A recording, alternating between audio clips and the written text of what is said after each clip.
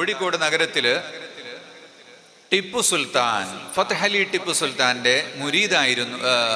ടിപ്പു സുൽത്താൻ കോഴിക്കോട്ടെ ഷെയ്ഖ് ജിഫ്രി തങ്ങളുടെ മുരീദായിരുന്നു.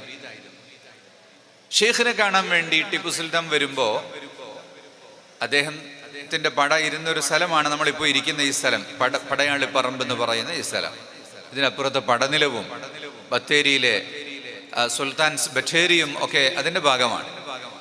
അങ്ങനെ ടിപ്പു കോഴിക്കോട്ട് വന്നപ്പോ ഉസ്താദായ ഷെയ്ഖ് ജിഫ്രിയോട് എന്താണ് നഗരത്തിന് ആവശ്യം, ഉസ്താദിന് എന്താണ് വേണ്ടത് എന്ന് ചോദിച്ചപ്പോൾ അവര് പറഞ്ഞു, നാട്ടുകാർക്ക് കുടിക്കാൻ വെള്ളം വേണം. അങ്ങനെയാണ് മാനവിക്രമൻ ചക്രവർത്തി സ്ഥലം കൊടുത്ത് ടിപ്പു സുൽത്താൻ ഒരു കുളമുണ്ടാക്കുന്നത്. അതിൻ്റെ പേര് മാനാഞ്ചിറ എന്നാണ്. മാനാഞ്ചിറ, ചിറ എന്ന് മലയാളത്തിലും ഖര എന്ന് കന്നഡയിലും പറഞ്ഞാൽ അത് കുളമാണ്.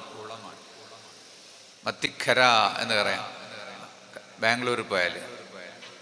അപ്പൊ ഈ മാനാഞ്ചിറ കുടിക്കാനുള്ള വെള്ളമാണ്, ഇന്നും അത് കുടിക്കാനാ. ഒരിക്കലും മറ്റൊരാവശ്യത്തിന് മാനാഞ്ചിറയിലെ വെള്ളം മാറ്റിയിട്ടില്ല. അപ്പൊ അതിന്റെ പരിസരത്തൊന്നും മാലിന്യങ്ങൾ വരാൻ പാടില്ല.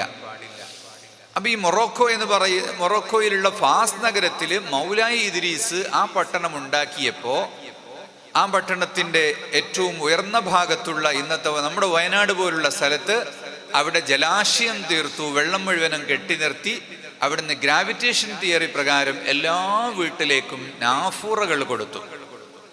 ഇന്നും ഫാസിൽ ചെന്നാൽ നിങ്ങൾക്ക് കാണാം, ഏതൊരു വീട്ടിലും മസ്ജിദിന്റെ മുന്നിലും എവിടെയും ഒരു നാഫൂറ ഉണ്ടാകും. ആ ഒഴുകി വരുന്ന വെള്ളം ഇങ്ങനെ അവിടെ ഫ്രീ ആയിട്ട് വരും. 1000 വർഷം മുമ്പ് മൗലായി ഇദ്രീസ് ഫാസിൽ ചെയ്ത സിസ്റ്റമാണ് ഇപ്പൊ ജാപ്പാൻ കുടിവെള്ളം എന്നൊക്കെ പറഞ്ഞിട്ട് നമ്മുടെ നാട്ടിൽ ചെയ്യുന്നത്. വെള്ളം ഇപ്പോഴും എത്തിയിട്ടില്ല.